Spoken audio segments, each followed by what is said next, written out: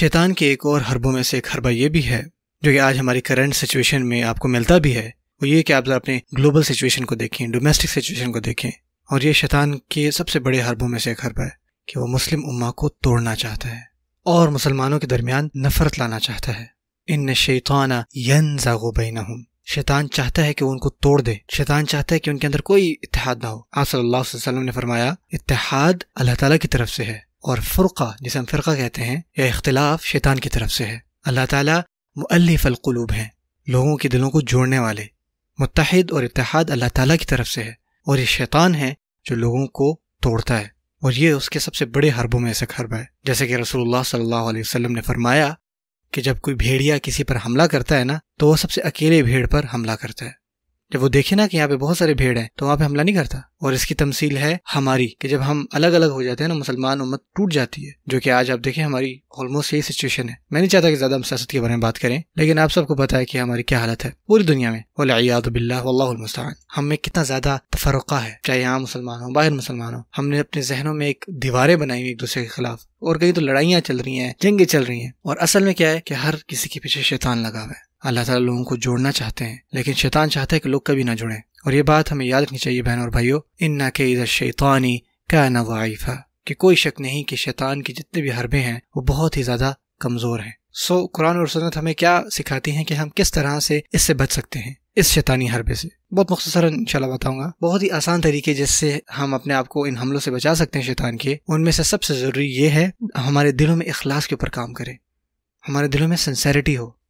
اور یہ اپنے آپ میں ہی بہت ہی زیادہ افیکٹو ہے۔ جب ہمارے دل میں اخلاص ہوگا نا، جب ہمارے دل میں سنسیریٹی ہوگی، اور ہم اپنی اس سنسیریٹی کو کیسے بڑھا سکتے ہیں؟ ہم بڑھا سکتے ہیں کہ ہم اپنی عبادت کے کاموں کو بڑھائیں جب ہمیں کوئی آنکھ نہ دیکھ رہی ہو، ہم اکیلے میں قرآن پڑھیں، اکیلے میں نفلی عبادت کریں، اکیلے میں صدقہ دیں جہاں ہمیں اللہ تعالیٰ کے علاوہ کوئی اور نہ دیکھنے والا ہو۔ اور قرآن مجید میں خود اللہ تعالیٰ کیا فرماتے ہیں شیطان کے بارے میں کہ وہ یہ کہتا ہے کہ وَلَأُغْوِيَنَّهُمْ أَجْمَعِينَ، میں سارے کے ساروں کو گمراہ کروں گا، الا عبادک منہم المخلصین، سوائے تیرے ان بندوں کے جن کے اندر اخلاص ہوگا۔ تو یہ شیطان خود ایڈمٹ کر رہا ہے کہ ایک ایسا بھی گروہ ہے جن کے اوپر میرا کوئی اختیار نہیں چلتا، اور یہ وہ لوگ ہیں جن کے اندر اخلاص ہے۔ ایک اور طریقہ جس سے ہم اپنے آپ کو بچا سکتے ہیں ان شیطانی حملوں سے، وہ ہے کثرت الذکر اور کثرت الاستعاذہ، ہمیشہ سے ذکر کرتے رہنا اور ہمیشہ سے اللہ تعالیٰ کی پناہ مانگتے رہنا شیطان سے۔ اللہ تعالیٰ فرماتے ہیں قرآن مجید میں، جب بھی آپ کو محسوس ہو کہ یہ سوچ میری نہیں، یہ شیطان کا وسوسہ ہو سکتا ہے، جب بھی آپ کو یہ احساس ہو، فاستعذ باللہ انہ هو السمیع العلیم، اللہ تعالیٰ کی پناہ مانگیں کہ کوئی شک نہیں کہ اللہ تعالیٰ ہر چیز سننے والے اور ہر چیز جاننے والے ہیں۔ اور کثرت الذکر، جب بھی آپ واش روم جائیں اعوذ باللہ پڑھ کے جائیں، جب بھی ہم گھر میں داخل ہوں بسم اللہ پڑھ کے داخل ہوں، جب بھی کچھ ہو ہم اللہ تعالیٰ کا نام مینشن کریں۔ جب بھی کہیں بھی اللہ تعالیٰ کا نام لیا جاتا ہے نا تو اس سے جو شیطان کی انا ہے وہ بہت چھوٹی ہو جاتی ہے، اور وہاں سے شیطان بھاگ جاتا ہے۔ جہاں اللہ تعالیٰ کو مینشن کیا جائے، جہاں اذان دی جائے، جہاں قرآن پڑھا جائے، شیطان اس گھر سے بھاگ جاتا ہے۔ جیسے کہ رسول اللہ صلی اللہ علیہ وسلم نے فرمایا، شیطان اس گھر سے بھاگ جاتا ہے جس گھر میں سورۃ البقرہ پڑھی جاتی ہے۔ بہت سارا ذکر کرنا، اور یقیناً قرآن جی تو سب سے بہترین ذکر ہے۔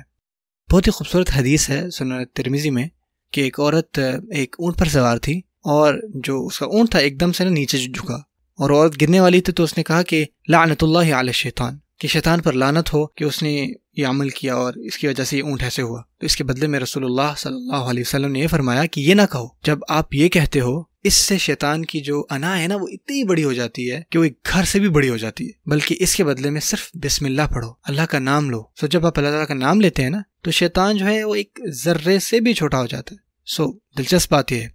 شیطان کو بلیم کرنا، اس پہ الزام ٹھہرانا اس نیچرل دنیا کے حوالے سے اللہ تعالیٰ کی پناہ لیے بغیر، یعنی مثال کے طور پہ یوسف علیہ السلام نے اپنا جب پچھلا قصہ سنایا،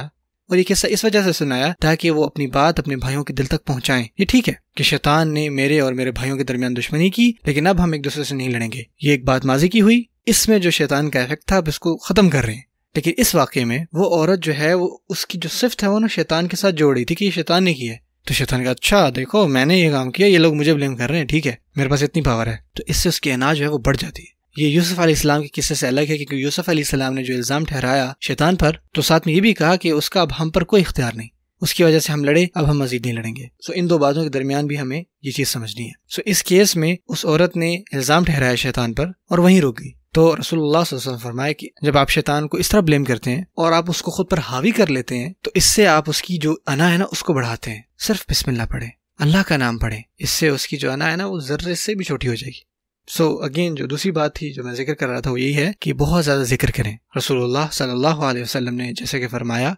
کہ ذکر جو ہے دراصل وہ حصن الحصین ہے، ایک بہت ہی محفوظ قلعہ ہے جو آپ کو شیطان کے حملوں سے بچاتا ہے. سو پہلی بات اخلاص لائیں اپنی زندگی میں بہت ساری پرائیویٹ عبادت کریں، اور دوسرا ہر قسم کا ذکر کرنا، استعاذہ کرنا، دعا کرنا، قرآن پڑھنا، ہر قسم کا ذکر. اور آخری بات جو میں منشن کرنا چاہوں گا وہ یہ ہے کہ جو اچھی صحبت ہے نا اس کے ساتھ خود کو جوڑیں، اچھے لوگوں کے ساتھ اٹھے بیٹھیں. نیک اور اچھے لوگوں میں ہوں گے نا تو اس سے آپ سیدھے راہ پر رہیں گے، کیونکہ جب آپ نیک لوگوں سے ان کی صحبت سے دور ہوتے ہیں نا، جب آپ اکیلے ہوتے ہیں تو یہ شیطان کے لیے بہت آسان ہوتا ہے کہ وہ آپ کو گمراہ کر دے. لیکن جب آپ ہمیشہ لائک مائنڈیڈ اچھے لوگوں کے درمیان، اسی وجہ سے جو مسجد کا کانسیپٹ ہے وہ بہت ضروری ہے ہمارے دین میں. جمعہ جو ہے وہ بہت زیادہ امپورٹنٹ ہے ہمارے لیے، اور ہر نماز کے لیے مسجد میں آنا، کیونکہ آپ خود کو نیک لوگوں کے ساتھ جوڑے ہوتے ہیں، اور یہ اپنے آپ میں ہی ایک قلعہ ہے جو آپ کو شیطان کے حملوں سے بچاتا ہے. لیکن جب آپ اپنے آپ کو نیک لوگوں سے، اچھی صحبت سے دور کرتے ہیں نا تو یہ شیطان کے لیے بہت آسان ہوتا ہے کہ وہ آپ پر اپنے حملے کرے. اور اسی وجہ سے پھر سے ہمارے رسول صلی اللہ علیہ وسلم نے کیا فرمایا یہاں پہ کہ شیطان جو ہے وہ اکیلی بھیڑ پہ حملہ کرتا ہے. اور ایک مقام پر آپ صلی اللہ علیہ وسلم نے واقعی مسلمانوں کو بھی یہ فرمایا کہ جب ایک دفعہ وہ مسجد گئے نا تو بہت سارے لوگ نا وہ مختلف کونوں پہ بیٹھے ہوئے تھے. تو آپ نے فرمایا کہ آپ لوگ اتنے دور دور کیوں بیٹھے ہیں؟ یہ جہالت کا طریقہ تھا. ایک ساتھ بیٹھیں، کیونکہ اللہ تعالیٰ کی رحمت آتی ہے جب لوگ ایک ساتھ جڑ کر بیٹھتے ہیں. یعنی اگر آپ ایک دوسرے کے ساتھ نہیں بیٹھے ہوئے نا تو اللہ تعالیٰ کی رحمت نہیں آئے گی، اور شیطان کے لیے آسان ہوگا آپ پر حملے کرنا. سو حتیٰ فزیکلی بھی آپ صلی اللہ علیہ وسلم چاہتے تھے کہ مسلمان جو ہیں وہ ایک ساتھ بیٹھیں. اتحاد اس میں کتنا زیادہ آتا ہے، سبحان اللہ. سو یہ سارے وہ حربے ہیں جو شیطان ہم پر لاتا ہے، ہم پر حملے کرتا ہے، اور یہ وہ سارے طریقے ہیں جس سے ہم اپنے آپ کو اس کے حملوں سے بچا سکتے ہیں.